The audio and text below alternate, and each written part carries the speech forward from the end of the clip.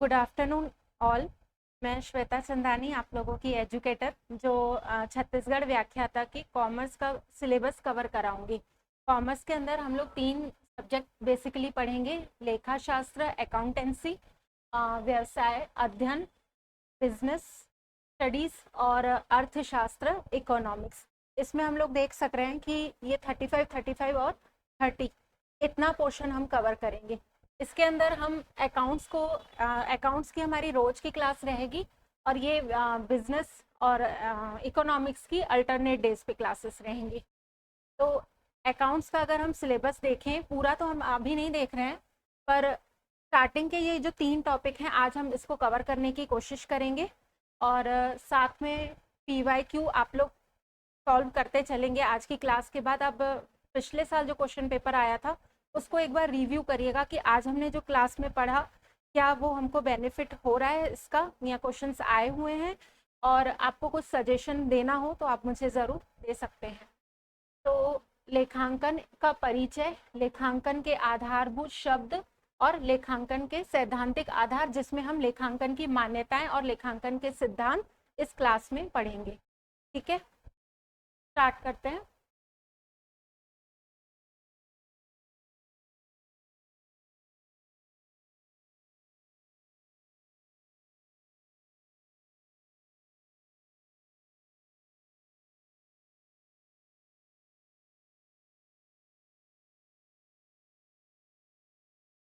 लेखांकन का परिचय पढ़ने से पहले हम पढ़ेंगे कि कॉमर्स क्या है। क्या आप बता सकते हैं? ऑफलाइन बच्चे जो बैठे हैं, वो बताइए, कॉमर्स में आप क्या पढ़ते हैं?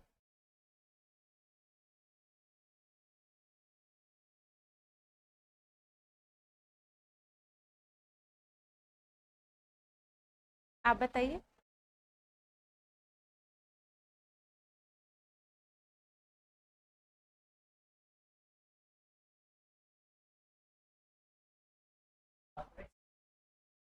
हो सब हम तो कॉमर्स को अगर हम इसमें समझे, तो व्यवसाय और व्यवसाय के सारे जो लेन देन रिकॉर्ड्स वगैरह होते हैं, वो सब कॉमर्स के अंदर पढ़ेंगे। और कॉमर्स की 3 शाखाएं अभी हम पढ़ेंगे: एक अकाउंट्स, बिजनेस स्टडीज, और तीसरा इकोनॉमिक्स।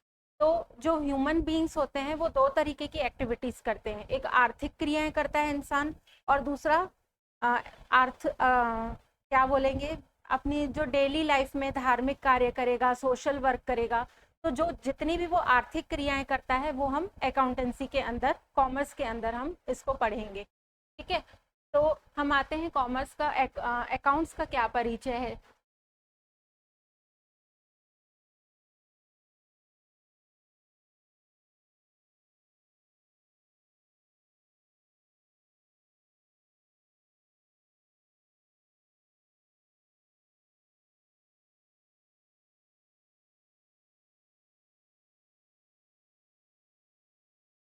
लेखांकन का आशय यहाँ पे क्या दिया है? लेखांकन एक ऐसी प्रक्रिया है जिसमें किसी संस्था या व्यवसाय के वित्तीय लेन देन को व्यवस्थित रूप से रिकॉर्ड किया जाता है। इसका मुख्य उद्देश्य ये सुनिश्चित करना है कि सभी आर्थिक गतिविधियों का सटीक और क्रमबद्ध रिकॉर्ड किया जाए। एक क्वेश्चन हम लोगों ने 11th में पढ़ा था, पुस्तपालन और लेखा कर्म।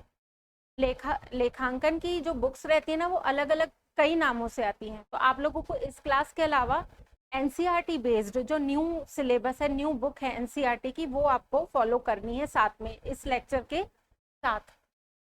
ठीक है, तो लेखांकन के अंदर हम वो सारी क्रियाएं करते हैं जो कैश में, हमारे जितने भी ट्रांजेक्शन्स होते हैं, जितने भी लेन देन होते हैं कैश वाले, वो सब इसके अंदर हम सबको दिखाई दे रहा है। तो ये सब इसके अंदर रिकॉर्ड किए जाते हैं। और अगर हम पुस्त पालन को समझे, तो पुस्त पालन क्या, नाम से ही लिखा है, पुस्तकों का पालन या पुस्तकों को रखना। तो पुस्तकों को सिर्फ रखना इसमें नहीं होता है शामिल। पुस्तकों को रखने के साथ साथ क्या होता है, उनका जो भी इसमें ज़रूरी लेखे हैं उसमें, जैसे कि कोई ट्रांजेक्शन हो रहा है, कोई लेनदार ने पैसे वापस, हमने देनदार ने पैसे हमको वापस किए, तो उन सब का भी हमको रिकॉर्ड रखना रहता है। और लेखा कर्म में क्या होता है, हम बिजनेस का सारांश निकालते हैं। इसके अंदर तलपट बनाना, तलपट के बाद लाभ हानि खाता और चिट्ठा प्रिपेयर करना, ये सब आएंगे। तो उदाहरण में अगर हम लेखांकन को समझे तो कोई कंपनी अगर 10,000 का माल बेचती है तो इस बिक्री को लेखांकन में दर्ज किया जाता है, क्योंकि हमको बाद में पता चलना चाहिए कि हमारी कितनी आय हुई। कोई भी मनुष्य बहुत ज़्यादा ट्रांजैक्शन बहुत देर तक याद नहीं रख सकता, इसलिए उसको लिखने के लिए मतलब परंपरा प्राचीन काल से चलती आ रही है। फिर उसको रिकॉर्ड करना, फिर जैसे जैसे बिजनेस का आकार बढ़ता गया, बिजनेसेस जितने भी बढ़ते गए तो उसमें कॉम्प्लिकेशंस भी बढ़ते गए। तो इसलिए फिर आज की डेट में हम मॉडर्न डेट में हम क्या देखते हैं कि कंप्यूटराइज अकाउंट्स का काम किया जाता है। पहले हाथ से बहियां बनती थी, लेखा बही। इसके बाद क्या होने लगा, ये दोहरा लेखा प्रणाली।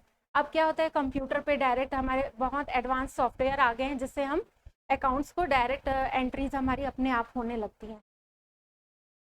तो लेखांकन की परिभाषाएं, यहाँ से क्वेश्चन एग्जाम में आता है। किसी एडम स्मिथ तो नहीं, पर जैसे कि अकाउंटिंग AICPA का पूछ लेगा, AAA के अनुसार। तो कोई भी एक परिभाषा दी रहेगी और ना पूछा जाएगा कि किस के द्वारा ये परिभाषा दी गई थी। तो नोट्स जब आपको प्रोवाइड किए जाएंगे तो कुछ इंपॉर्टेंट जो रिपीट होते हैं वो आपको दिया जाएगा, उनकी परिभाषाएं वर्ड टू वर्ड याद रखना, क्योंकि एग्जाम में वो परिभाषा ही डायरेक्ट उठ के आएगी कि ये किसने कहा है। जैसे एक एग्जाम्पल हम लेते हैं इसका, वेट करिए एक सेकेंड। ये प्रोफेसर स्मिथ ने कहा है कि लेखांकन तलपट से प्रारंभ होता है और अंतिम खातों को बनाने के बाद समाप्त हो जाता है। तो ये लाइन दी रहेगी, स्टेटमेंट दिया रहेगा कि तलपट से चालू होता है और अंतिम खातों के बाद समाप्त हो जाता है। तो ये किसने कहा, तो प्रोफेसर स्मिथ।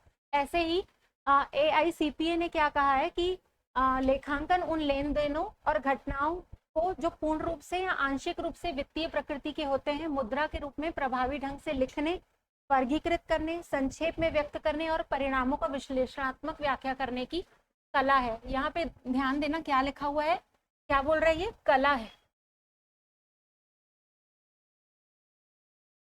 अब लेखांकन की प्रकृति भी आएगी आगे चल के कि लेखांकन किस प्रकृति का है, विज्ञान है या कला है। तो आप क्या कहेंगे, दोनों है। क्यों है, क्योंकि जब हम विज्ञान की बात करते हैं तो विज्ञान में अपने नियम फॉलो करने पड़ते हैं, इसमें भी हम नियम करते हैं। दोहरा लेखा प्रणाली में डेबिट क्रेडिट के नियम, तलपट के नियम, लाभानी खाते के नियम और चिट्ठे बनाने के भी नियम। और कला क्यों कहा जाता है, हाँ प्रेजेंट हम, हाँ यस। तो लेखांकन में हम चीज़ों को व्यवस्थित रूप से, डाटा को खाली कलेक्ट करके कहीं भी नहीं लिखते हैं, व्यवस्थित रूप से लिखते हैं, इसलिए इसको कला भी कहा गया है। अब यहाँ पे कहते हैं एक और परिभाषा, लेखांकन आर्थिक सूचनाओं को पहचानने, मापने और संप्रेषित करने की प्रक्रिया है। इसको हम आगे डिटेल में पढ़ेंगे, संप्रेषण करना क्यों। अभी शॉर्ट में बता दे रही हूँ कि संप्रेषित करना मतलब क्या, अगर मैं मेरी कोई कंपनी है, मैं अपने अकाउंट्स बना रही हूँ, अब मुझे बैंक से लोन चाहिए तो पहले मुझे अपने अकाउंट्स उसको दिखाने पड़ेंगे, तभी तो वो मुझे लोन देगा ना। तो ये संप्रेषित करना यहाँ पे आएगा। तो अब व्याख्या में हम पढ़ते हैं कि ये परिभाषाएं हमको बताती हैं कि सिर्फ रिकॉर्ड करने तक सीमित नहीं है अकाउंट, कि हमने डेटा अपना, हमारे जो भी ट्रांजेक्शन्स हुए हमने लाए और नोट कर लिए। फिर क्या होगा, हम थोड़ी ना बता पाएंगे कि इस साल का हमारा प्रॉफिट कितना हुआ। तो प्रॉफिट जानने के लिए हमको पहले जितने खर्चे हुए हमारे और हमने कहाँ कहाँ इन्वेस्टमेंट किए, ये सब चीज़ों का एक साथ रिकॉर्ड करना, और फाइनल कंक्लूजन के बाद ही हम बता सकते हैं कि हमारी कंपनी जो है वो प्रॉफिट में जा रही है कि नहीं। और नहीं जा रही है तो फिर हम फर्दर आगे प्रयास करेंगे कंपनी को और फायदे में लाने के लिए। लेखांकन में हमने एक चीज़ पढ़ी थी कि इसमें रोकड़ के सारे मतलब कैश ट्रांजेक्शन्स का रिकॉर्ड होता है।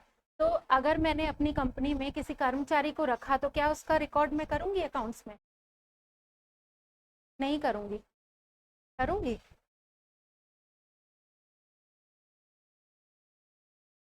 नहीं, अगर मैंने कर्मचारी को रखा या कर्मचारी को निकाल दिया इसका ट्रांजैक्शन मैं नहीं करूंगी, पर मैंने उसको सैलरी पे की, ठीक है, तो मैं उसका ट्रांजैक्शन अकाउंट्स में अपने दिखाऊंगी। तो यहाँ पे ये परिभाषा बताती है कि ये रिकॉर्डिंग तक सीमित नहीं है, ये पूरा विश्लेषणात्मक प्रक्रिया है जो व्यवसाय में बहुत सारे इंपॉर्टेंट डिसीजन लेने के लिए हमको सहायता करती है। अब इंपॉर्टेंट डिसीजंस क्या क्या हो सकते हैं, कंपनी हमारी प्रॉफिट में जा रही है कि नहीं, हमको बाहर से लोन लेना है कि नहीं, लोन यहीं पे स्टॉप करने हैं कि नहीं, है ना, पहले पहले लोन पे करें। और बिजनेस को एक्सटेंड करने के लिए हम और क्या क्या कोशिशें कर सकते हैं, या फिर कॉस्ट अकाउंटिंग आगे हम पढ़ेंगे तो उसमें क्या होगा कि हमारे जो भी प्रोडक्शन मैन्युफैक्चर हमारे अंदर कंपनी में हो रहे हैं तो उसकी कॉस्टिंग जो है वो हम कैसे कम कर सकते हैं। तो ये सब हम अकाउंट्स को देखकर हम अनुमान लगा सकते हैं और आने वाले समय में हम बेटर प्रॉफिट दिखाने के लिए हम उसमें फेरबदल कर सकते हैं। ठीक है, पर वो फेरबदल जो हैं वो एथिकल होने चाहिए। ऐसे नहीं कि हम फायदा कम दिखा के टैक्स बचाने के चक्कर में कम फायदा दिखा रहे हैं, वो नहीं। अब ऐतिहासिक पृष्ठभूमि को देखें तो लेखांकन का जो इतिहास है वो बहुत, मतलब मानव सभ्यता जब बनी थी, हम अर्थशास्त्र कौन थे, चाणक्य हुआ करते थे, उन्होंने भी अर्थशास्त्र में रिकॉर्ड करना स्टार्ट किया था।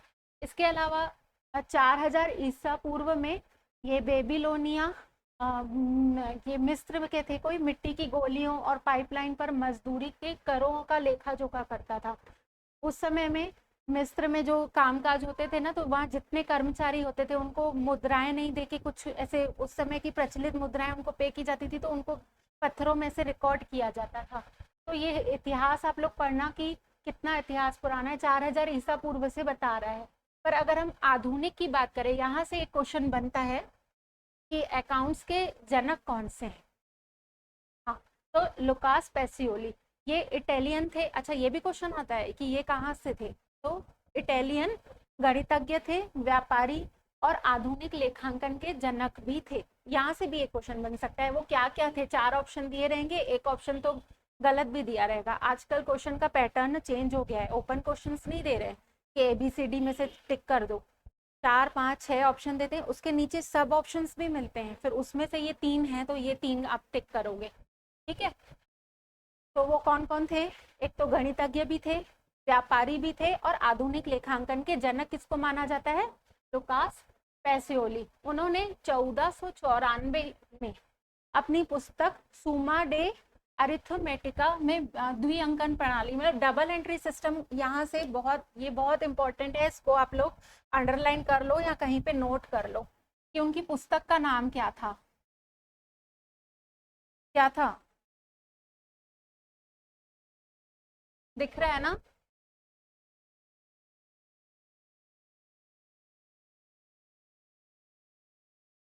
अच्छा, एक क्वेश्चन ये भी बन सकता है, डबल एंट्री सिस्टम का जो स्टार्टिंग थी वो किस बुक में लिखी गई थी, तो सुमा डे अरिथमेटिका में 1994।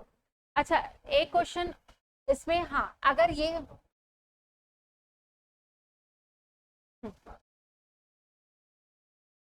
अगर ऑप्शन में सुमा दे अरिथमेटिका ना दिया हो, उस कंडीशन में क्या लगाएंगे, तो एक को पता है आपको, नहीं, एक एक जगह पे ना ये भी दिया हुआ है, द कंप्यूटिस्ट स्क्रिप्ट, क्या लिखा है, स्क्रिप्चरिस, ऐसा करके एक नाम है, इसमें मैं नोट्स में आपको प्रोवाइड कराऊंगी। पहले अगर ऑप्शन में ये दिया रहेगा तो पहले इसी को ही टिक करेंगे, अदरवाइज नहीं, अगर वो दिया रहेगा तो वो लिखेंगे। ठीक है, तो अच्छा, एक चीज और क्वेश्चन बन रही है, कब 1494, कब, कमेंट्स करिए। लुकास पेसियोली ने 1494 में ये पुस्तक दी थी, सुमा दे अरिथमेटिका। इसमें द्विअंकन डबल एंट्री सिस्टम यहाँ से स्टार्ट हुआ था। डेबिट और क्रेडिट की शुरुआत कौन सी बुक से स्टार्ट हुई थी, तो भी यही, इसमें से 3 4 क्वेश्चन सेम आंसर पे बन रहे हैं, तो सब ध्यान देंगे। ठीक है, इसके बाद हम आगे बढ़ते हैं कि अच्छा, इस बुक में, इस प्रणाली में प्रत्येक लेन देन को डेबिट और क्रेडिट के रूप में दर्ज दिया गया था। पहले सिर्फ ट्रांजेक्शन्स लिखे जाते थे कि इतना खर्च हुआ, ठीक है, इतना प्रॉफिट आया, अपनी देसी लैंग्वेज में, जो जहाँ का रहता था वो अपनी भाषा में लिखता था। ये जो डेबिट और क्रेडिट वर्ड की शुरुआत हुई लुकास पेसियोली से हुई, कब हुई बताओ, कमेंट करो। यस, 1494। इसके बाद आर्थिक, अच्छा हम अपना कुछ टर्म्स पढ़ेंगे अकाउंट्स के। बेसिक तो हमने पढ़ लिया कि अकाउंट्स क्या होता है, अर्थ पढ़ लिया हमने। इसके बाद अकाउंट्स के मतलब पुस्तपालन लेखा कर्म के उद्देश्य क्या है, लाभ क्या है, हम नेक्स्ट स्लाइड में पढ़ेंगे। पहले हम इसके बेसिक टर्म्स पढ़ लेते हैं कि आर्थिक घटना क्या है। वह सारी घटनाएं जो व्यवसाय को, वित्तीय स्थिति को प्रभावित करती हैं। ऐसी सारी घटनाएं जिनको हम कैश में नाप सकते हैं उनको आर्थिक घटनाएं कहेंगे। अब इसके अंदर बाह्य और आंतरिक दो प्रकार की घटनाएं आएंगी। जो कंपनी के या व्यवसाय के अंदर की घटनाएं होंगी, कर्मचारी को सैलरी दी या फिर हमको खुद को प्रॉफिट हुआ, ये सारी आंतरिक घटनाएं हुई। और बाह्य घटनाओं के अंदर जो हम व्यवसायिक लेन देन करते हैं बाहरी पक्ष के साथ, वो सब आएंगे। ऋण देना, वेतन का भुगतान, अच्छा इसमें आ रहा है माल की बिक्री और कच्चे माल को तैयार माल में परिवर्तन करना और डेप्रिसिएशन लगाना मशीनों पे, ये सब इसके अंदर आएंगी आंतरिक में। ठीक है, अब ले यस हाँ, बाह्य वेतन बाहर में, कर्मचारी को पैसे बाहर गए।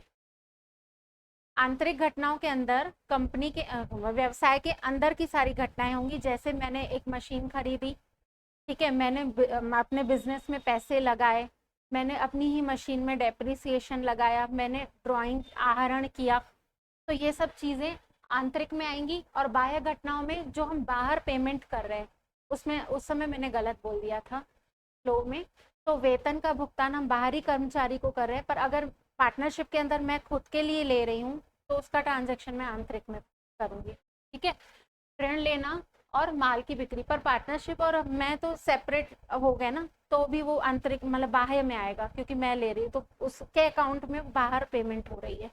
ठीक है, उसके बाद लेखांकन की प्रक्रिया के चरण क्या होते हैं। सबसे पहले तो हम पहचानेंगे कि रिकॉर्ड्स जो हो रहा है ट्रांजेक्शन वो किस तरह का हो रहा है, तो पहचानेंगे कि कैश ट्रांजेक्शन हैं कि नॉन कैश। मैंने कर्मचारी को लाया तो वो नहीं है। ठीक है, या पहले ज़माने में पैसों के बदले ट्रांजेक्शन्स नहीं होते थे, गेहूं के बदले चावल एक्सचेंज करते थे, तो वो सारे ट्रांजेक्शन्स के अंदर नहीं आएंगे। तो सबसे पहले हम पहचानेंगे कि जो हमारे ट्रांजेक्शन है वो वित्तीय प्रकृति के हैं कि नहीं। पहचानने के बाद हम लेन देन को मुद्रा में, पैसों में, जैसे इंडिया में हम रुपए में नापते हैं, इसके बाद उसका लेखन करेंगे, जनरल एंट्रीज में लिखेंगे। जनरल के बाद यहाँ से सीक्वेंस आता है क्वेश्चन एग्जाम में, उसको वर्गीकरण करेंगे, मतलब खाते बनाएंगे, उसके खातों के बाद तलपट बनाएंगे, तलपट के बाद लाभ हानि खाता बनाएंगे, लाभ हानि खाते के बाद चिट्ठा बनाएंगे। तो ऐसे करके सारांश प्रस्तुत करेंगे। लाभ सारांश के अंदर ये सब आएंगे कि कंपेयर जो करते, तुलन पत्र और cash flow, fund flow statements, ये सब बनाएंगे। और फिर लास्ट में जो हम अनुपात विश्लेषण करते हैं, रेशियो एनालिसिस, वो अभी 11th-12th वाले कोर्स में नहीं है, तो रेशियो एनालिसिस करेंगे और उसके आधार पर हम निष्कर्ष निकालेंगे कि हमारे बिजनेस की आर्थिक स्थिति कैसी है। इसके बाद और संप्रेषण, मतलब ये हमारे प्रबंधक जो होंगे या हमारी कंपनी में कोई निवेशक है, तो अगर आपको अभी निवेश करना हो किसी कंपनी में, मैं बोलूँगी टाटा की ईवी निकल रही है, उसमें बहुत अच्छा फायदा है, शेयर ले लो, तुरंत ले लोगे, क्योंकि आप लोगों को पता है टाटा ईवी अभी बहुत टॉप पे चल रही है। पर अगर मैं कोई ऐसे ही चिट फंड कंपनी का कोई भी नाम ले लूँ और मैं बोलूँ कि इसके शेयर खरीद लो, तो क्या आप लोग खरीदेंगे? नहीं खरीदेंगे। तो निवेशकों को हमारी जानकारी होगी, या सरकार को, इसलिए क्योंकि हम टैक्स पे करते हैं तो हमको तो सरकार को अपने बैलेंस शीट दिखानी पड़ती है। तो ये एक सीक्वेंस है, इस सीक्वेंस को ना आप लोग नोट्स में बना के लिख लेना, क्योंकि एग्जाम में ये आता है कि सीक्वेंस जमाओ, अकाउंट्स कैसे प्रिपेयर करते हैं। तो सबसे पहले क्या करोगे, ट्रांजेक्शन्स को पहचानोगे कि ट्रांजेक्शन किस प्रकार के हो रहे हैं। उसके बाद क्या वो कैश ट्रांजेक्शन है, नॉन कैश को अलग कर दोगे, उसको तो लिखना ही नहीं है। इसके बाद फिर मापोगे कि कैश में हो रहे हैं कि नहीं, फिर उनको जनरल एंट्रीज करोगे, लेजर बनाओगे, तलपट बनाओगे, और फिर cash flow, fund flow statement ज़रूरत है तो बनाओगे, कंपनी और बिजनेस के अकॉर्डिंग ये चीज़ें होती हैं। फिर बैलेंस शीट बनाओगे और उसके बाद एनालिसिस करोगे कि हमारा बिजनेस कैसा चल रहा है, फिर आगे चल के फ्यूचर प्लानिंग करेंगे। ठीक है, अब लेखांकन की आवश्यकता क्यों होती है? इसकी बहुत सारी आवश्यकताएं होती है, मैंने बहुत कम सी आवश्यकताएं यहाँ पे निकाली हैं। बुक में आप एनसीईआरटी की 11th की बुक साथ में पढ़ते चलेंगे। ठीक है, तो इसमें क्या आएगा कि व्यवस्थित अभिलेखन। अब लेखांकन हमको क्यों ज़रूरी है? मैंने अभी एक बिजनेस स्टार्ट किया और आज की सेल मेरी इतनी हुई, खर्चा मेरा इतना हुआ, ये सारी चीज़ों को अगर हम एक जगह पे लिखूं, तो प्रॉपर वे पे लिखूंगी तभी तो मैं कल समझ पाऊंगी। आज मैं सीधा सीधा लिख लूंगी, 2 दिन के बाद मुझे याद ही नहीं होगा कि मैंने कहाँ से कितने पैसे लिए थे और मैंने कितने पेमेंट किए। तो प्रॉपर वे में लिखने के लिए हम किसका सहारा लेते हैं? लेखांकन का। इसके बाद स्मृति की सीमा, जो मैंने पहले टॉपिक में भी बताया कि लिखा हुआ जो चीज़ें होती हैं हमारे पास एज अ एविडेंस का काम करती हैं, प्रूफ रहता है कि हमने ये चीज़ यहाँ पे ट्रांजेक्शन किया है। मेरा एक बिजनेस है, होजियरी की शॉप है और रोज का मेरा ट्रांजेक्शन है, फीमेल्स कस्टमर आते हैं, मेल कस्टमर आते हैं, फिर मुझे स्टॉक भी मेंटेन करना पड़ता है। तो मुझे पता होना चाहिए ना कि मेरा कितना स्टॉक कल सेल हुआ या पिछले 15 दिन में सेल हुआ, तो मतलब मेरी शॉप से वो खाली हो गया है, तो मुझे वो वापस भरना भी तो है ताकि अगला कस्टमर आए तो मैं कुछ दिखा पाऊँ। तो इसके लिए मुझे अकाउंट्स में मेंटेन करके रखूंगी, तो मुझे पता रहेगा कि मेरे शॉप से इतना स्टॉक निकल गया है, तो फिर मैं उसको वापस रीस्टोर करूंगी अगले आने वाले जो कस्टमर हैं उनके लिए। और कानूनी आवश्यकता, अगर मुझे टैक्स वगैरह पे करने हैं अपने, तो फिर क्या करूंगी मैं? अपने अकाउंट्स मेंटेन करूंगी और मैं हर बार दिखाऊं कि मेरी जीरो टैक्स है, जैसे एक कंपनी ने किया था कि उसकी मतलब बहुत फ़ायदा था पर वो हर बार दिखाता था नुकसान में अपने आप को। फिर कंपनी ने सरकार ने उसको पकड़ा, रेड पड़ी, उसके अकाउंट्स निकाले गए पुराने। तो ये कर वगैरह का जो निर्धारण है और कंपनी के जो कानून का पालन करना है, जैसे नेट में पढ़ते हैं हम लोग मिनिमम अल्टरनेट टैक्स, अगर कोई नॉर्मल टैक्स नहीं पड़ता है, मैट वगैरह देती हैं कंपनियां। और फिर तुलनात्मक अध्ययन, इसका फायदा ये भी है कि आवश्यकता तुलनात्मक अध्ययन कि हमने पिछले साल जितना बिजनेस में अर्न किया, तो हर कोई तो यही चाहेगा ना कि हर बार मुझे अगले साल, आने वाले साल में मुझे फ़ायदा ज़्यादा हो, तो उसके लिए वो अपने बिजनेस को रणनीतियाँ चेंज करेगा। ठीक है, तो पिछले साल को इस साल के साथ कंपेयर करेगा और आने वाले साल के लिए प्लानिंग करेगा। जैसे कि मेरा फटाकों का काम है, दीपावली में मैं फटाके बेचती हूँ, एग्जाम्पल है, मैं बेचती नहीं हूँ। ठीक है, तो पिछले साल मैंने एक स्टॉक मेंटेन किया और दीपावली में मैंने सेल किया, पर दीपावली के एक दिन पहले से ही मेरा स्टॉक सारा खत्म हो गया था। मुझे बाद में अखरा रहा था कि काश मैं थोड़ा और ले आती, क्योंकि दिवाली के नेक्स्ट थर्ड डे तक भी पटाखे सेल होते हैं तो मेरा प्रॉफिट होता। पर अगले साल मैंने उससे कहीं ज़्यादा स्टॉक ले लिया और मेरा स्टॉक बच गया और दीपावली वाले दिन बारिश भी हो गई। कहने का मतलब ये है कि हम एक बैलेंस बना के, एक मिनट हम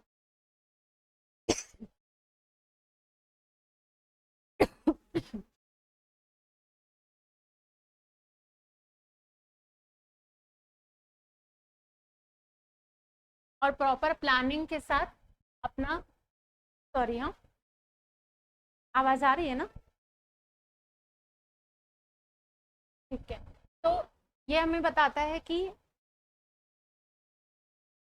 यहाँ से हम तुलनात्मक अध्ययन, विभिन्न अवधियों में व्यवसाय की तुलना, कि पिछले साल मैंने अपना बिजनेस कैसे किया था, उसके पिछले साल मैंने कैसा किया, और इन दोनों सालों में कहीं पे मुझे बहुत फायदा हुआ, किसी साल मुझे बहुत नुकसान हुआ, तो आने वाले समय को हम पूर्वानुमानित करके अपने बिजनेस की एक स्ट्रेटेजी बना के मैं अपना बिजनेस रन करूँ।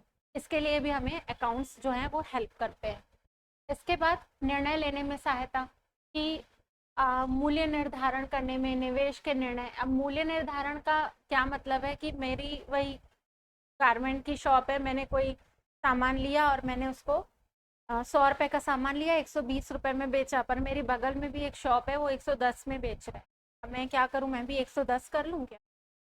पहले मैं अपने खर्चे देखूंगी, मैं ये देखूंगी कि मेरी शॉप जो है वो रेंट पे मैं कितना, उसकी तो खुद की शॉप है, मेरी रेंट पे है, और इसके अलावा मेरे स्टाफ कितने हैं, बिजली का बिल कितना लग रहा है, उसके हिसाब से उसमें अब ये सब चीज़ें तो मैं अकाउंट में ही लिखूंगी ना कि मेरे इतने इतने खर्चे हैं। तो अपने खर्चे और अपनी आय को बैलेंस करके आपस में फिर मैं क्या करूंगी, मूल्य निर्धारण करूंगी। अगर मैं मैन्युफैक्चरिंग कंपनी हूँ तो कच्चा माल मैंने कितने में खरीदा, फिर उसको प्रोसेस करके फिनिश्ड गुड्स में हमारा सामान फाइनल गुड प्रिपेयर हो गया और मैं वो मार्केट में बेच रही हूँ, तो सारी जितनी भी लागतें आई, क्योंकि बीच में भी कई लागतें आती हैं, मैंने कच्चा माल खरीदा और उसको फाइनल गुड में कवर किया, कन्वर्ट किया, तो बीच में वर्क इन प्रोग्रेस के समय भी मेरी बीच बीच में कॉस्टिंग आएगी, तो वो सब कॉस्ट को जोड़ के एक फाइनल कॉस्टिंग निकलेगी। फाइनल कॉस्टिंग के बाद मैं अपना प्रॉफिट ऐड करूंगी। तो ये सब चीज़ें हमें कौन सिखाता है? अकाउंट से हम समझ सकते हैं कि हमें कितना प्रॉफिट जोड़ना चाहिए। ठीक है, प्रॉफिट जोड़ने के बाद हमको डिस्काउंट भी देना पड़ता है, क्योंकि कंज्यूमर ऐसे तो हमारी चीज़ें नहीं खरीदेगा, वो डिस्काउंट उनको अट्रैक्ट करता है। इसके बाद निवेश जैसे निर्णय लेने में भी सहायता करता है कि मुझे जो कंपनी में प्रॉफिट हुआ उसको मैं आगे चल के कहाँ कहाँ अपने प्रॉफिट को निवेश करूँ, कौन सी कंपनियों में, दूसरी कंपनियों में लगाऊं, या फिर अपनी ही कंपनी में लोन दे के अपनी कंपनी की कैपिटल बढ़ा दूं। तो ये सारे निर्णय जो है वो हमें अकाउंट सिखाता है। अब आधुनिक आवश्यकताएं क्या है, ये सब तो आवश्यकताएं चलती आई हैं। अब व्यवसाय को मुझे और एक्सटेंड करना है, इसके लिए मदद करेगा साइबर सुरक्षा और ई कॉमर्स लेन देन का लेखांकन। आजकल जैसे हम देख रहे हैं कि सब चीज़ें ऑनलाइन हो गई हैं, बिजनेस भी ऑनलाइन हो गए हैं, तो ये हमको हेल्प करेगा। और शॉप में मैं अपने कैमरेज भी लगा सकती हूँ, है ना। साइबर सुरक्षा और ई कॉमर्स में उसमें हमारी कॉस्टिंग फिर बढ़ेगी। और पर्यावरणीय प्रभाव का लेखांकन, इसके अंदर CSR रिपोर्ट हम पढ़ते हैं, वो आगे चल के हम पढ़ेंगे कि पर्यावरण को ध्यान में रखकर हमको बिजनेस को रन करना है। अब लेखांकन के उद्देश्य क्या है? अब देखो, लेखांकन के आवश्यकता और उद्देश्य में क्या फर्क है? आवश्यकता की हमको नीड क्या है, क्यों हमको लेखांकन करना है, और जो हम लेखांकन करते हैं उसका उद्देश्य, पर्पस क्या है, हम क्यों करते हैं। ठीक है। कि व्यावसायिक अभिलेख, सभी लेन देनों का क्रमबद्ध रिकॉर्ड रखना। अब मैं थोड़ा फास्ट फास्ट करा रही हूँ क्योंकि बहुत सारा है। ठीक है। लाभ हानि का निर्धारण, आय और व्यय के आधार पर हम लाभ हानि को निकालेंगे। वित्तीय स्थिति का निर्धारण, ये हमने अभी पढ़ा कि तुलना पत्र, तलपट वगैरह के माध्यम से अपनी पूंजी और ये सब देनदार, चिट्ठे में हम देखेंगे कि हमारे कितने देनदार हैं और कितनी पूंजी है। और सूचना संप्रेषण, ये मैंने अभी पहले भी बताया था कि अपने आर्थिक स्थिति को मेरे इन्वेस्टर जो मेरी कंपनी में आएंगे उनको दिखाना, सरकार को दिखाना, ताकि मैं कर प्रदान करूं। तो ये उपयोगकर्ताओं को जानकारी प्रदान करने के लिए भी अकाउंट्स का उद्देश्य है मेंटेन करना। क्योंकि अगर मैं अकाउंट्स मेंटेन नहीं करूंगी और मैंने अपने मन से टैक्स पे कर दिया प्रॉफिट दिखा के, तो फिर बोलेगी सरकार की दिखाओ तुम्हारा पिछले 10 सालों का अकाउंट्स दिखाओ कि कैसे तुम इतनी टैक्स पे कर रहे हो। तो मेरे पास एक एविडेंस होना चाहिए कि हाँ मैं सही दिखा रही हूँ। इसके बाद प्रबंधकीय निर्णय, अपने कंपनी के अंदर मुझे योजनाएं बनानी है, नए नए तरीके के प्रोडक्ट्स रखने हैं और नियंत्रण करना है। तो ये सब चीज़ों में भी अकाउंट्स मुझे सहायता करेगा कानून का अनुपालन करने में और धोखाधड़ी से रोकथाम में। ये इसके उद्देश्य हैं। लेखांकन सूचना के उपयोगकर्ता,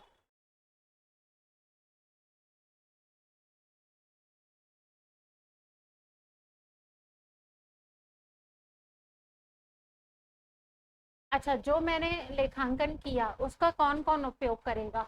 सबसे पहले तो मेरे अंदर कंपनी के ही प्रबंधक उपयोग करेंगे, कंपनी के आगे के निर्णय लेने के लिए।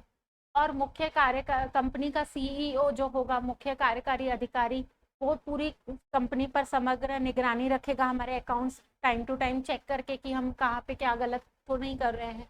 फिर वित्तीय प्राधिकारी जो हमारे कंपनी में फाइनेंस का नियोजन करता है। इसके बाद हमारे कर्मचारी को अगर पता चल जाए कि हमारी कंपनी नुकसान में जा रही है, हम उसको आगे चल के पैसे नहीं देने वाले, वो तुरंत भागेंगे भागेंगे। तो वो लोग भी देखते हैं कि हमारी मतलब नौकरी सुरक्षा में है कि नहीं। अनअकैडमी नहीं, कोई एक और था ना ऐसा प्लेटफॉर्म, जो बाईजूस आई थिंक, जब वो पढ़ा रहा था काफ़ी सारे बच्चों की फीस वगैरह ले लिया था, और उसके बाद फिर अचानक उनकी कंपनी हट गई। तो बच्चों के पेरेंट्स जाके और उनकी टीवी और क्या क्या निकाल के ले जा रहे थे, मैंने न्यूज़ में पढ़ा था बस, है ना। तो उसके बाद फिर ये कर्मचारियों को भी सुरक्षा, नौकरी की सुरक्षा और ये सब अपने बोनस के लिए टाइम टू दिवाली में उनको बोनस मिल रहा है कि नहीं, तो वो लोग भी अकाउंट्स को देखते देखते हैं कई बार। अब कर्मचारी में वो वाले कर्मचारी नहीं आएंगे ना कि लेबर आके बोलेंगे मुझे अपना अकाउंट दिखाओ, ऐसा नहीं है। कंपनी के CEO वगैरह भी कंपनी के कर्मचारी ही हैं। फिर बाह्य उपयोगकर्ता के अंदर कौन कौन आएंगे? निवेशक, क्योंकि जिन्होंने हमारी कंपनी में निवेश किया उनको लगेगा कि मैंने तो पैसा दे दिया है, वापस आएगा कि नहीं, कंपनी अगर दिवालिया हो गई तो क्या होगा। तो वो भी डरता रहेगा, तो वो भी अकाउंट्स हमारे देख के समझ सकता है कि हमारी स्थिति, आर्थिक स्थिति ज़्यादा अच्छी है। ऐसा नहीं है कि हम लोन में चले जा रहे हैं। ठीक है। इसके बाद लेनदार की ऋण चुकाने की क्षमता का मूल्यांकन, कि हमारी कंपनी, हम लोग उनको क्या करेंगे, ऋण ऋण चुका रहे हैं कि नहीं। सरकार ये देखेगी कि हम सरकार के नियमों का पालन करके बिजनेस रन कर रहे हैं कि नहीं। ग्राहक और श्रमिक संगठन, ये सब हमारे अकाउंट्स को देख के अपने अपने हिसाब से मतलब फायदा उठा सकते। फिर लेखांकन की शाखाएं, ये पिछले बारे में भी बताया था ना कि वो अपने वेतन और उसको देखेंगे कि हम सेफ में काम कर रहे हैं कि नहीं। कहाँ पे बोल रहे हो? ग्राहक श्रमिक संगठन के अंदर ना, जो मैन्युफैक्चरिंग वाली इंडस्ट्री रहती है उसके अंदर जितने भी श्रमिक गण आते हैं, और कर्मचारियों के अंदर जो कंपनी के थोड़े हाई लेवल के कर्मचारी होते हैं, वो मतलब लेबर नहीं होते हैं, जरूरी नहीं कि कर्मचारी में लेबर ही आए, ठीक है। और इसमें श्रमिक में लेबर वाले एरिया उसके आएंगे। क्लियर है? इसके बाद हम चैप्टर 2 में आते हैं, लेखांकन की शाखाएं। इसमें तो 4 दी हुई है, 2 और भी हैं। लेखांकन की शाखाओं से क्या मतलब है कि लेखांकन कितने कितने प्रकार का होता है। एक तो वित्तीय लेखांकन, जिसके अंदर हम जितने भी लेन देन रिकॉर्ड, में बहुत फास्ट तो नहीं करा रही ना? सबको ठीक लग रहा है ना? फास्ट तो नहीं लग रहा? ठीक है। तो वित्तीय लेन देनों को रिकॉर्ड कर और लाभ हानि खाता, तुलना पत्र जैसे विवरण जो हम तैयार करते हैं अपने बिजनेस में, वो सारे क्या आएंगे? वित्तीय लेखांकन के अंतर्गत आएंगे। इसमें वही हमने पढ़ा ना, बाह्य उपयोगकर्ता, निवेशक, अभी इससे पहले वाले स्लाइड में हमने पढ़ा कि इसके उपयोगकर्ता कौन कौन से हैं। तो ये और ऐतिहासिक डेटा पर आधारित होता है कि हमने पिछले साल जैसे डेप्रिसिएशन लगाया, और हमारे देनदार लेनदार इन सबको मतलब एक कंक्लूजन निकाल के हमने कंपनी का प्रॉफिट शो किया कि हमारी कंपनी इतने प्रॉफिट में चल रही है। एसेट्स लाइबिलिटी का भी हम आगे पढ़ेंगे, और ये थ्योरी चल रही है। तो वित्तीय लेखांकन के अंतर्गत एक एग्जांपल यहाँ पे दिया हुआ है कि 5 लाख का लाभ हानि खाते में दर्शाया जाता है। मतलब रुको एक सेकेंड, लाभ हानि खाते में शेष में लाभ साइड में से 5 लाख का लाभ दिखा रहा है, मतलब कंपनी को क्या हो रहा है? लाभ हो रहा है। और रेवेन्यू दिया हो और खर्चे दिए हो तो दोनों को माइनस करके कंपनी के लाभ और हानि फाइंड करेंगे। तो ये वित्तीय लेखांकन के अंतर्गत हम लोग वित्तीय लेन देनों को रिकॉर्ड करते हैं। फिर लागत लेखांकन, जो जितनी भी मैन्युफैक्चरिंग कंपनियां रहती हैं वो अपनी लागतों का निर्धारण करते हैं, तो वो इस तरीके का लेखांकन करते हैं, जिसमें उत्पादन और सेवा की लागत का विश्लेषण किया जाता है और नियंत्रण, उसमें लागत पे नियंत्रण किया जाता है। रेशियो एनालिसिस वगैरह इसके अंदर आएगा। हाँ, तो उत्पादन और सेवा मतलब अगर वो वो कंपनी जो है किसी प्रोडक्ट को डेवलप कर रही है, तो प्रोडक्ट की कोई भी कंपनी क्या चाहेगी कि हमारी कॉस्टिंग जो है वो इतनी है कि हमारा मार्जिन बचे। तो वो लागत का क्या करती है? लेखांकन करती है, ताकि लागतों को नियंत्रित किया जा सके कि कम लागत में बहुत अच्छा प्रोडक्ट बनाया जा सके। और सेवा देने वाली कंपनियां भी ऐसे ही करती है। सेवाओं में क्या आएगा? जैसे डॉक्टर सेवा देता है हमको, है ना? तो डॉक्टर क्या करेगा? डॉक्टर के पास भी तो मशीन इक्विपमेंट्स लगेंगे ना। अगर उसको ऑपरेशन थिएटर बहुत मतलब वो एडवांस हो, लोग जा रहे हैं, तो उसकी मशीनें भी तो वो कॉस्टिंग निकालेगा ना अपने मरीजों से। तो वहाँ पे वो लागतों का नियंत्रण करके अपने प्रॉफिट को कम ज़्यादा मतलब बढ़ाने की कोशिश करेगा। तो यहाँ पे लागत लेखांकन किया जाता है, लागतों को कम करने में। जैसे कि उत्पादन की लागत कितनी है? 120 रुपये, और बाजार मूल्य कितना है? 150। कोई भी चीज़ मैं ये प्रोडक्ट बना रही हूँ, ये माउस ही मैं बना रही हूँ, ठीक है। इस माउस को मैं अगर खुद से बना रही हूँ तो ये 400 मेरी कॉस्ट आ रही है, और ये मैं बाजार से खरीद रही हूँ तो ये बाजार में 450 रुपये का मिल रहा है। तो मैं क्या करूँगी? बनाऊंगी ना, खुद बनाऊंगी। और अगर ये बाजार में कम में मिल रहा है, 350 में मिल रहा है, तो क्या करूँगी? मैं बनाने को रोक दूंगी और मैं बाजार से खरीदूंगी। तो ये जो है, ये कॉस्ट अकाउंटिंग के अंतर्गत हम पढ़ेंगे। मेक और बाय का डिसीजन लेते हैं कि क्या हम प्रोडक्ट्स जो है वो खुद बनाएं, या फिर हम बाजार से परचेस करके बनाए। एप्पल कंपनी में अभी आईफोन 17 की प्रो लॉन्च हुई ना, तो इंडिया में मैन्युफैक्चरिंग हो रही है, पर उसका रॉ जो पार्ट्स हैं वो कहाँ से आ रहे हैं? अमेरिका से आ रहे हैं।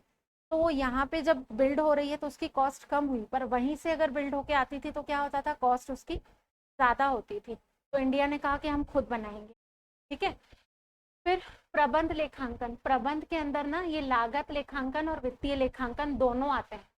ये प्रबंधकीय निर्णय लेने में सहायता करते हैं। इसमें लिखा नहीं है, नोट्स प्रोवाइड करूंगी ना तो उसमें लिख दूंगी कि प्रबंध को निर्णय लेने के लिए वित्तीय जानकारी प्रदान करना, कि हमारी कंपनी के अंदर जो मैनेजमेंट टीम है वो कैसे डिसीजन लेगी जब उनके पास क्या हो, कंपनी की वित्तीय जानकारियां। और वित्तीय जानकारी के अंदर अगर मैन्युफैक्चरिंग कंपनी है तो उसकी लागत की भी जानकारी होनी चाहिए, ताकि वो लागतों को नियंत्रित करके और अपने प्रॉफिट को बढ़ा सके। तो प्रबंध लेखांकन के अंतर्गत वित्तीय लेखांकन और लागत लेखांकन दोनों आते हैं।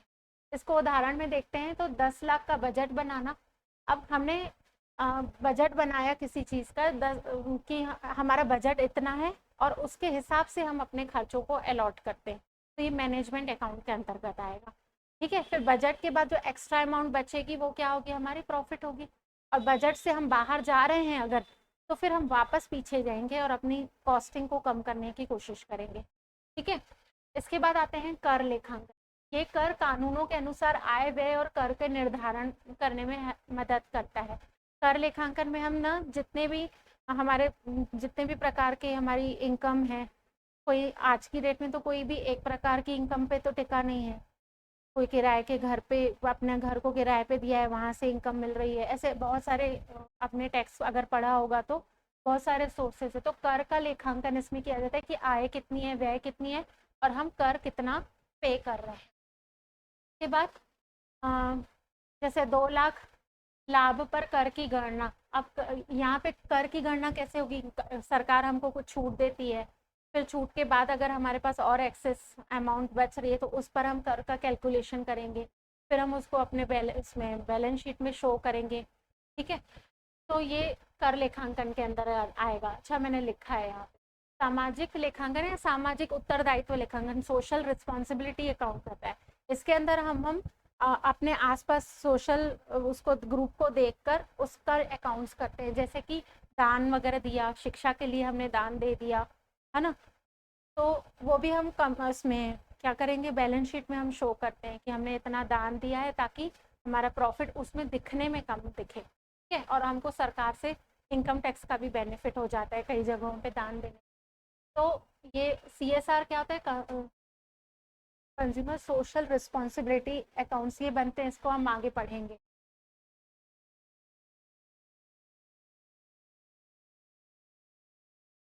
अगर किसी कंपनी को देखोगे ना, वो अगर सोशल रिस्पॉन्सिबिलिटीज में लगा हुआ है, बार बार दान दक्षिणा दे रहा है, स्कूलों में जाके दान दे रहा है, या फिर पेड़ लगवा दिया, किसी धर्मशाला में पंखे लगवा दिए, तो उसकी जो गुडविल है वो बढ़ती है कि हाँ ये आदमी सोशल वर्क भी बहुत करता है। ऐसे कई लोग करते हैं, सोशल वर्क करते हैं, तो उसके लिए अकाउंट प्रिपेयर करते हैं।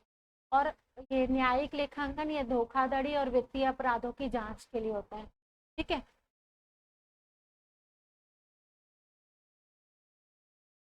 अब ये इसका ये है कंपेयर चार्ट है कि वित्तीय लेखांकन का उद्देश्य क्या है, वित्तीय स्थिति दिखाना, इसके उपयोगकर्ता निवेशक और बैंक हैं।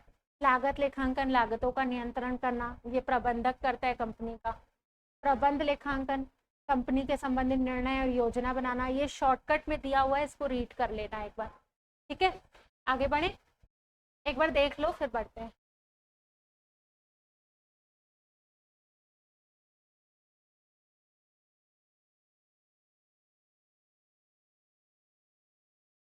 इसमें कुछ इंपॉर्टेंट क्वेश्चंस हैं एग्जाम के लिए कि लागत लेखांकन का मुख्य उद्देश्य क्या है, तो लागतों को विश्लेषण करना और क्या करना, लागतों को नियंत्रित करना, नियंत्रण करना लागतों का। अब ऑप्शन में दिया रहेगा, यही लगाना। लागत क्वेश्चन आएगा लागत, तो लागत वाला ही ऑप्शन लगाना। कई बार ऐसा होता है कि दूसरे ऑप्शंस दे दिए जाते हैं, तो ऑड वन आउट करके हम ऑप्शन ही गलत हो जाते हैं। कई बार हम वो ट्रिक आनी चाहिए कि 2 ऑप्शन तो ऐसे होते ही हैं कि वो होंगे ही नहीं, हम ज़्यादातर 2 ऑप्शंस में अटकते हैं कि ये होगा या ये। तो अब लागत का पूछ रहे हैं तो लागत का ही विश्लेषण करेंगे। इसके बाद सामाजिक लेखांकन में क्या दर्ज किया जाता है, तो समाज की गतिविधियां और उनके प्रभाव। ठीक है, अब लेखांकन के सिद्धांत और अवधारणाएं हम पढ़ रहे हैं, एक चीज और देखते हैं, एक मिनट।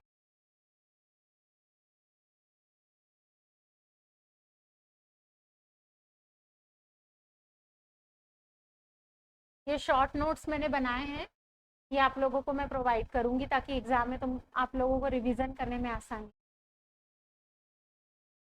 और आप अपने नोट्स भी शॉर्ट में बना सकते हैं।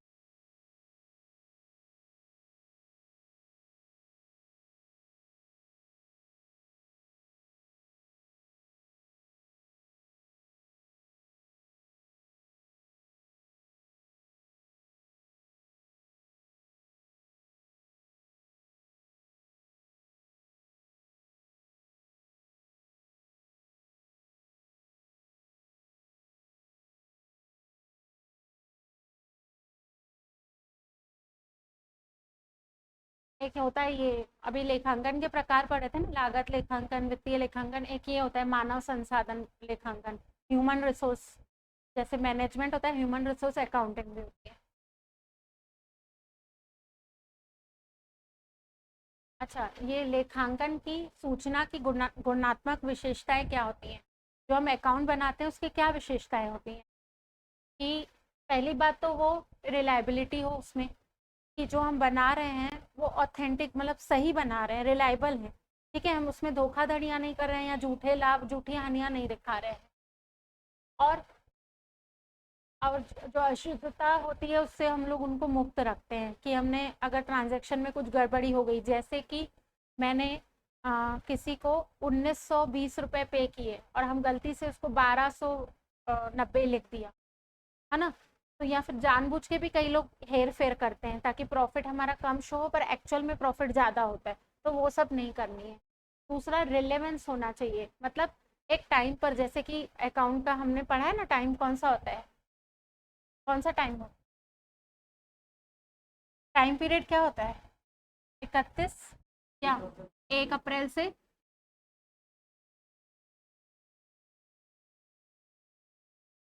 ये भी क्वेश्चन आता है ना।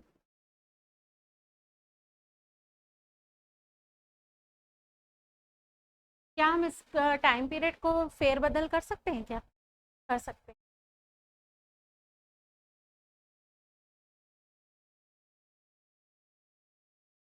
ये फाइनेंशियल ईयर है, हम फाइनेंशियल ईयर ही फॉलो करते हैं।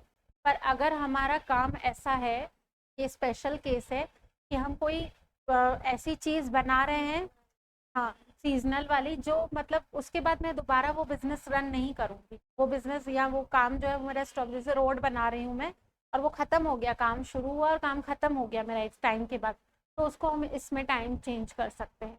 ठीक है, समझ में आई बात? अब यहाँ पे ये हो गया। और हम अकाउंट्स ऐसे भी बनाएंगे जो समझने योग्य हो, ऐसा नहीं कि हम कहीं पे भी कुछ भी लिखे जा रहे हैं और हमको समझ में ही नहीं आ रहा है कि क्या लिखा है। हमने नॉर्मल रिकॉर्डिंग ही गलत रखी तो उस वजह से जनरल एंट्रीज खराब हुई, जनरल एंट्री के बाद तो आगे तो चीज़ें खराब होनी ही है। तो स्टार्टिंग से हमको ये देखना है कि हमारे जो चीज़ें हैं वो हमारी समझ योग्य होनी चाहिए, कि हम बना रहे हैं। इसलिए तो यूनिवर्सल लॉ भी फॉलो किए जाते हैं डेबिट क्रेडिट के, कि आगे दूसरे कोई भी उसको इजीली समझ पाए। इसके बाद कंपैरेटिबिलिटी, पिछले समय, मतलब पिछली अवधि और इस अवधि के बीच में तुलना हम कर सकें। अब जैसे कि मैं अपनी एक मशीन पे डेप्रिसिएशन लगा रही हूँ स्ट्रेट लाइन मेथड से, और अगले साल मैं उसको लगा रही हूँ ये जो हास विधि जो रहती है, डिमिनिशिंग मार्जिनल, तो क्या ऐसा सही रहेगा मेरे लिए? पिछले साल से फिर इस साल के डेप्रिसिएशन को मैं कैसे तुलना कर पाऊंगी? क्योंकि पिछले साल तो मैं स्ट्रेट लाइन से मैं लगा रही थी और इस बार मैं घटते क्रम से लगा रही हूँ। तो ऐसा नहीं करना है, हमको नियमों को फॉलो करके चलना है और एक जैसा नियम फॉलो करना है। ठीक है, और अगर हम चेंजेस ला रहे हैं तो रीज़न के साथ से नोट में देना पड़ेगा कि हम इस साल से फिर ये फॉलो करेंगे। ऐसा नहीं कि 2 महीने हमने इस मेथड का यूज़ किया, 2 महीने बाद हम इस मेथड का यूज़ करें, ऐसा नहीं। और कंपेयर करने के लिए हो ना, समान हर साल एक अवधि हो और मापन की इकाई एक हो, है ना?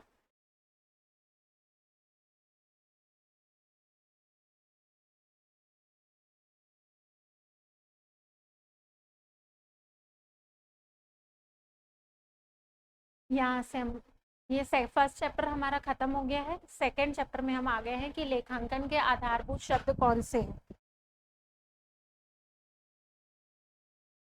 व्यवसायिक इकाई, बिजनेस एंटाइटी क्या है?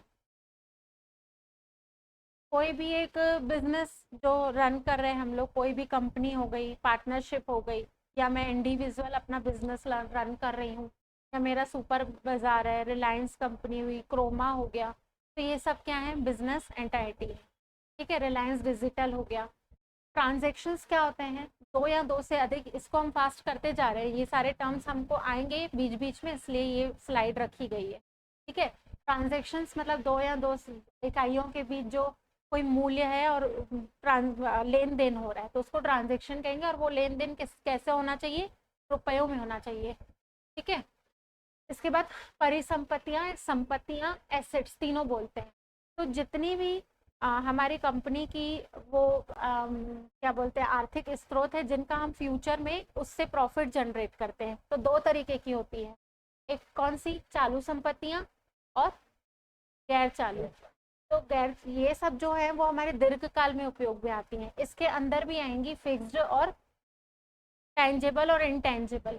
और यहाँ चालू संपत्तियों में क्या आएगा कि जो हमको 12 महीने के अंदर हम लोग कैश में इनको कन्वर्ट कर सकें। जैसे कि मेरी कंपनी में स्टॉक जो मैंने रखा है वो चालू में आएगा, पर बिल्डिंग मशीन जो हमारी वो होंगी वो उसमें आएंगी गैर चालू में। ठीक है, जो हमें दीर्घकालीन उपयोग देंगे। ख्याति भी इसके अंदर आएगी जो हमें आने वाले कई सालों तक प्रॉफिट देती है। उदाहरण देखते हैं चालू संपत्तियों में, नगद। और नगद के जैसा ही कोई गोल्ड वगैरह है हमारे पास, छोटे अमाउंट। और व्यापार के विपत्र, विनिमय विपत्र और स्टॉक, ये सब इसमें आएंगे। और गैर चालू में क्या आएंगी, स्थिर में भूमि, भवन, मशीन, फर्नीचर। गैर चालू में दीर्घकालीन जो हम लॉन्ग टर्म इन्वेस्टमेंट करके रखते हैं उसको हम तुरंत तोड़ते नहीं है, एफडी वगैरह जिससे रखते हैं। उसके बाद अमूर्त संपत्तियां, पेटेंट, ट्रेडमार्क और ख्याति, गुडविल। लाइबिलिटीज क्या होंगी, वो सब ऋण जिसका हमको आने वाले टाइम में भुगतान करना है। ये भी दो तरीके की होंगी, एक होगा शॉर्ट टर्म, एक होगा लॉन्ग टर्म। जिसको हमको 1 साल के अंदर पे करना है वो शॉर्ट टर्म होगा, और जो हमको बहुत लंबे समय तक हमने उनसे उधार ले रखा है फिर उसको हम बाद में पे करेंगे एक टाइम के बाद। ठीक है, इसमें उदाहरण देखते हैं। चालू में क्या आएगा, लघुकालीन ऋण, देय विपत्र और ये अन्य चालू देता है। और इसके अंदर दीर्घकालीन ऋण और स्थगित कराधान ये हम पढ़ेंगे। तो रीड करना बस कि इसके अंदर कौन कौन से टर्म्स आएंगे। कैपिटल क्या होता है कि जो भी स्वामी बिजनेस का जो मालिक है वो बिजनेस में आकर अपनी जो पैसे इन्वेस्ट करता है और उससे बिजनेस को आगे बढ़ाता जाता है। तो शुरुआत करते समय वो जितनी अमाउंट ला रहा है वो कैपिटल होगी। ठीक है, और ये ना कैश में भी ला सकता है और किसमें ला सकता है, और भी चीज़ें, जैसे अपने बिजनेस के लिए कोई भवन उसने लगा दिया, अपने ही बिल्डिंग पे वो बिजनेस रन कर रहा है। फिर सेल्स क्या होंगी, जितने भी वस्तुओं की बिक्री या सेवाओं की बिक्री होगी वो किसके अंतर्गत आएगा, सेल के अंदर। आय, जो हमने वस्तुएं बेची तो उससे जो हमारी इनकम जनरेट हुई वो किस में आएगी, आय के अंतर्गत आएगी। व्यय, आय अर्जन के करते समय हमको बीच बीच में एक्सपेंसेस भी करने पड़ते हैं। तो जो हमारी कंपनी से पैसे जा रहे हैं छोटे छोटे वो क्या आएंगे, व्यय आएंगे। अब व्यय में भी टाइप्स होंगे। मूल्यह्रास वो कैश में नहीं जाएगा, पर हाँ फर्नीचर या ये जो हम यूज़ कर रहे हैं तो वो टाइम टू टाइम डेप्रिशिएट होता जाएगा उसकी वैल्यू, क्योंकि हमने जो खरीदा उसी अमाउंट में तो वो बिकेगा नहीं। तो उसको हम लिखते जाते हैं कि हर साल वो इतना इतना क्या हो रहा है, कम होते जा रहा है। खर्चे, किसी भी लाभ या सेवा संपत्ति को प्राप्त करने पर व्यय की गई राशि। मैंने एक अपनी बिल्डिंग में एक मशीन लगाई तो मशीन को लाते समय भी तो खर्च हुए। ठीक है, तो ये सब खर्चों में अंतर्गत आएगा। अब खर्चे के प्रकार है वो हम पढ़ेंगे आगे वाली क्लास में, जो आपके मन में आ रहा है ना, वो हम आगे वाली क्लास में पढ़ेंगे कि कितने प्रकार के खर्चे होते हैं। अगर आगे स्लाइड में आएगा तो बता रही हूँ। ये तो आ गया आगम व्यय और पूंजीगत व्यय। इसके अलावा एक और होता है अस्थगित आगमगत व्यय, है ना। तो आगमगत व्यय ऐसे होते हैं जो 1 वर्ष के भीतर हमको लाभ प्राप्त देते हैं। जैसे कि एग्जाम्पल तो वेतन दिया या माल का क्रय किया, तो माल को हमने स्टॉक हमने कंपनी में रखा और उसको आगे चल के बेचेंगे तो आगमगत व्यय आएगा। हर बार स्टॉक भरेंगे वो आगमगत व्यय के अंतर्गत आएंगे। और पूंजीगत व्यय, एक साथ मशीन खरीद ली, अब मशीन में जो इंस्टॉलेशन में जो आपके मन में आ रहा था वो भी व्यय ही है, पर वो पूंजीगत व्यय के अंतर्गत आएगा। जो भी हम कंपनी में अपने मतलब इंडस्ट्री उसमें लगा रहे हैं,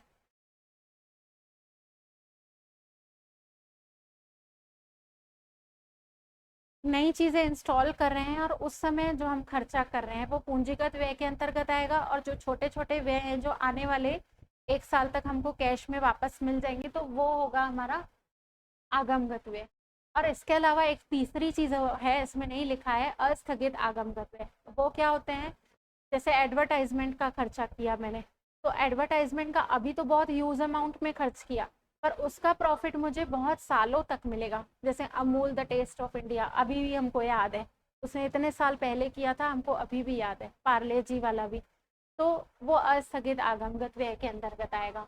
ऐसे ही प्रॉफिट, तो प्रॉफिट क्या है, लाभ, आय माइनस व्यय। जितनी भी हमारी कंपनी को आय हुई उसमें से व्यय हटा देंगे तो क्या आएगी, कंपनी का प्रॉफिट, लाभ आएगा।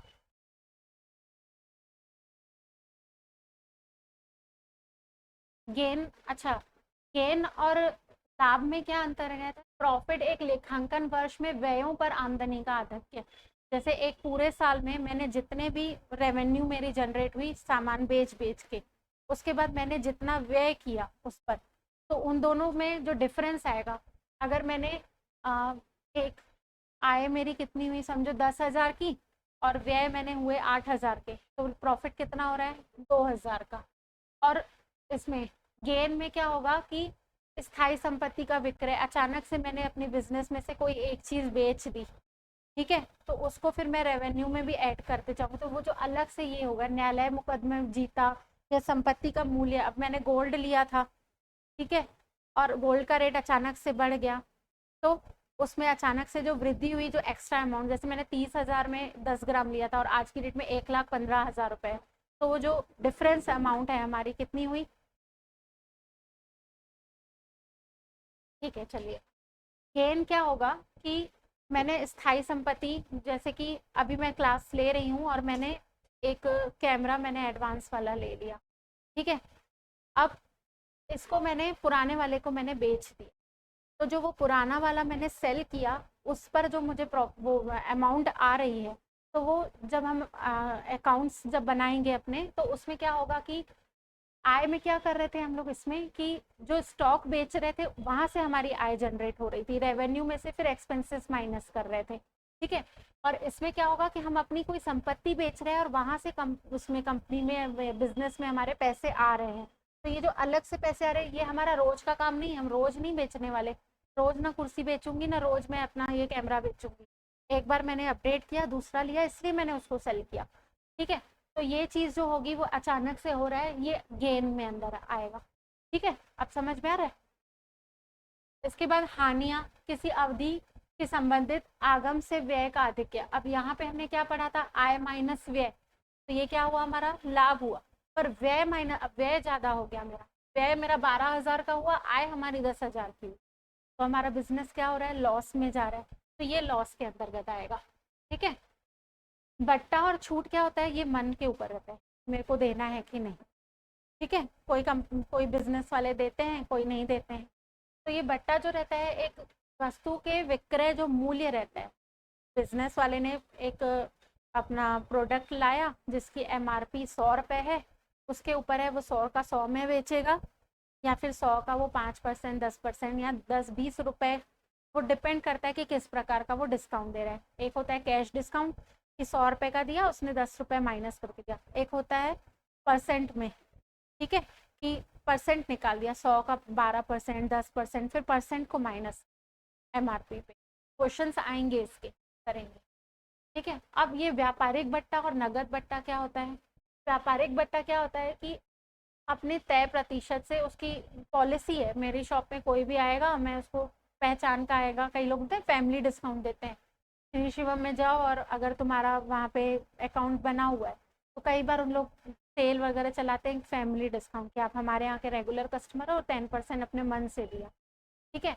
और ये कैश डिस्काउंट क्या होता है कि हमने किसी शॉप से एक पैकेट मतलब सामान लिया बल्क में, और 1,000 रुपये का बिल बन रहा है, उसने बोला कि जो भी 10-20% डिस्काउंट करके उसने 920 रुपये लगाए, हम क्या बोलेंगे, 900 ले लो ना, हम उसको 20 रुपये और काट के दे रहे हैं अपने मन से, तो वो क्या बोलेगा, नहीं नहीं जाओ मैं नहीं दूंगा, डिपेंड करता है वो कैसा है, ठीक है। वो हो सकता है बोल दे कि ठीक है, और कई लोग नहीं भी देते हैं, 20 रुपये बोलते हैं नहीं हम क्या कमाएंगे, हमको दो। तो जो हम अलग से अपने ऊपर से पैसे कट करके उनको देते हैं, वो लिखेगा अपने अकाउंट में वही 920, हम लोग कैश में उसको पे करते समय कुछ हिस्सा काट के देते हैं, तो वो होगा हमारा कैश डिस्काउंट। वाउचर्स, जितने भी लेन देन होते हैं उनका एक एविडेंस होता है, बिल, तो वो बिल मेंटेन, उसकी खुद की परचेसिंग कहाँ से कर रहा है उसका वो बिल रखा रहा है, ठीक है, वो सामान बेच रहा है, बिल में पक्के में बेच रहा है, तो वो सारे वाउचर्स जो है उसको फाइनल स्टेटमेंट बनाने में और चेक करने में काम आएंगे। ठीक है। गुड्स, वो सारे सामान जो वो बेचने और खरीदने के पर्पज से में लाया है वो गुड्स होंगे। ऐसा नहीं कि वो फर्नीचर लेके आया, अलमारियां लगा दिया अपना दुकान में सामान दिखाने के लिए, तो वो जो अलमारियां होंगी जहाँ पे उसका डिस्प्ले लगा हुआ है वो गुड्स में नहीं आएगा। अलमारियों के अंदर जो चीजें सजी हुई हैं वो बेचेगा, वो गुड्स के अंतर्गत आएगा। वो जो चीजें वो एसेट्स में आएंगे। ठीक है। और जो चीजें बेचने के लिए आ रहा है वो स्टॉक में आएगा, स्टॉक ही गुड्स है। ठीक है। वाउचर एविडेंस होते हैं ना, किसी लेन देन के समर्थ में विलेख के रूप में प्रमाण। जैसे कि अभी आप लोगों ने यहाँ पे सब्सक्रिप्शन लिया यहाँ पढ़ने के लिए, तो आप लोगों को बिल मिला होगा, पे किया, रसीद मिली, वो वाउचर है। ठीक है। इसके बाद हम आते हैं परचेस। व्यवसाय द्वारा नगद या उधार प्राप्त वस्तुओं का कुल मूल्य। जैसे कि ठीक है, मेरा वही गारमेंट का बिजनेस है। ठीक है। और मैं कहीं होलसेलर से सामान खरीद के आ रही हूँ तभी तो बेचूंगी ना। तो परचेस किया मैंने बाहर से और तुम लोगों को मैंने सेल किया। ठीक है। तो सेल के पर्पज से मैंने जो गुड्स परचेस किए, तो वो परचेस के अंदर जो चीज़ें हम खरीद रहे हैं वो परचेस में आएगा, जो बेच रहे हैं वो सेल में आएगा। ड्राइंग्स, यहाँ से क्वेश्चन आता है। ड्राइंग्स क्या है? कोई भी जो व्यवसाय का मालिक है, किराने की दुकान है, अपने घर में वो घी लेके गया या आटा लेके गया, तो वो किस में रिकॉर्ड करेगा? वो बार बार, हाँ, वो पर्सनल यूज के लिए, तो उसके लिए बार बार वो ये नहीं लिखेगा कि मैंने वो जो सामान ले रहा है उसका अकाउंट बार बार डेबिट नहीं करेगा या क्रेडिट। वो एक ड्राइंग अकाउंट बनाएगा और उस ड्राइंग अकाउंट में वो अपने जो भी चीज़ें बिजनेस से निकाल रहा है, यहाँ तक कि कैश निकाल रहा है या सामान निकाल रहा है, वो सब ड्राइंग के अंतर्गत कैलकुलेट होंगे। तो व्यवसाय का स्वामी द्वारा व्यक्तिगत प्रयोग के लिए निकाली गई धनराशि या फिर व्यवसाय वाली जो वस्तु है जो वो खरीद बेच रहा है, वो सब क्या आएंगी? आहरण के अंतर्गत आएंगे। ये नगद भी हो सकता है, क्वेश्चन में नगद और वस्तुएं हो सकती है क्या? हाँ, हो सकती हैं। स्टॉक, वही गुड्स जो खरीदने बेचने के लिए उसने रखा है वो क्या आएगा? स्टॉक। जैसे कि जो वस्तुएं वो खरीद बेच रहा है, अतिरिक्त पुर्जे, जैसे अगर उसकी मशीनें हैं तो मशीनों के पुर्जे, वो सब स्टॉक के अंदर। अब अंतिम स्टॉक और आरंभिक स्टॉक, यहाँ से क्वेश्चन भी आता है। जब हम प्रैक्टिकल क्वेश्चन करेंगे ना तो यहाँ से आएगा कि कैलकुलेट करो फाइनल, अंतिम स्टॉक कैलकुलेट करो। तो कोई अब क्वेश्चन आएगा वो तब करेंगे, सिर्फ टर्म समझा रही हूँ।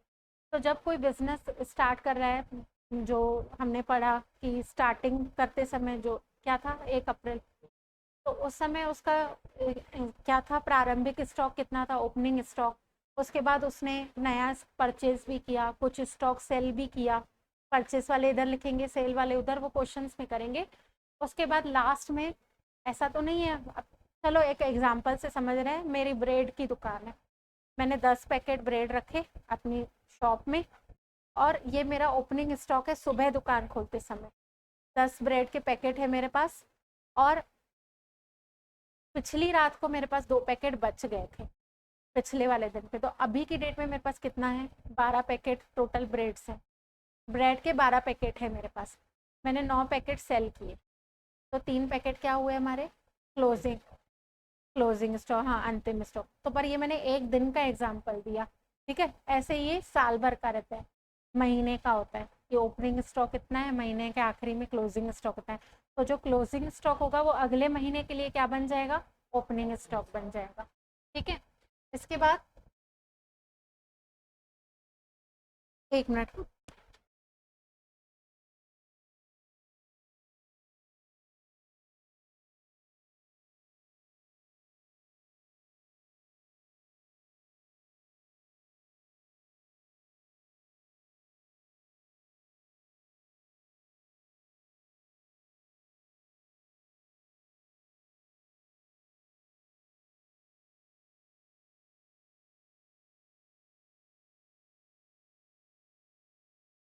एक मिनट देख लेते हैं कितना बचा है। ठीक है, थोड़ा ही है। देनदार क्या होते हैं? कि वो सारे व्यक्ति या इकाइयां जिनसे व्यावसायिक संस्था को उधार वस्तुएं या सेवाएं प्रदान करने के बदले में धनराशि लेनी है। हमने किसी को कुछ सामान बेचा है और उधारी में बेचा है, ठीक है, तो वो हमारे लिए क्या हुए, देनदार। वो हमारी संपत्ति हुई, आगे चल के हम उनसे अपने पैसे लेंगे, हम एक्सपेक्ट करते हैं कि वो हमको पैसे वापस करेगा, जिसको हमने उधार सामान बेचा है।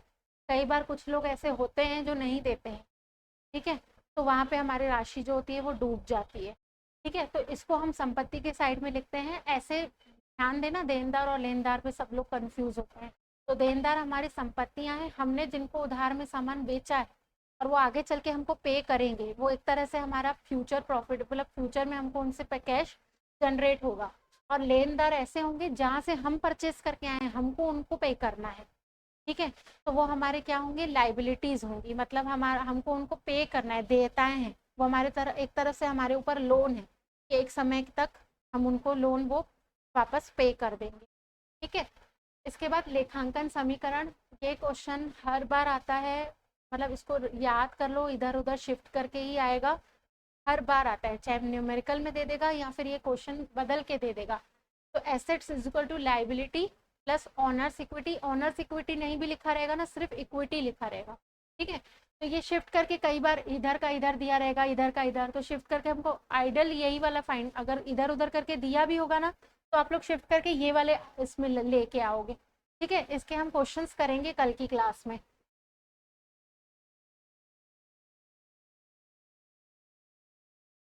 ठीक है,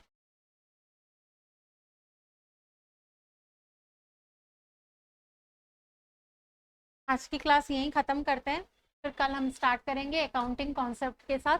वैसे ये थर्ड चैप्टर था, 2 चैप्टर हमारे हो गए हैं, और अकाउंटिंग कॉन्सेप्ट्स जो रहते हैं, प्रिंसिपल्स जिस पर हम अकाउंट्स को आगे फॉलो करते हैं, एक तरह से नियम होते हैं, इनको हम कल डिटेल से समझें, ठीक है। और डबल एंट्री सिस्टम भी हमारी कल की क्लास में होगा। आज की क्लास आप लोगों को कैसे लगी ये हमें कमेंट में बताइएगा और अगर कुछ सजेशन देने होंगे तो आप ज़रूर दीजिएगा। Thank you.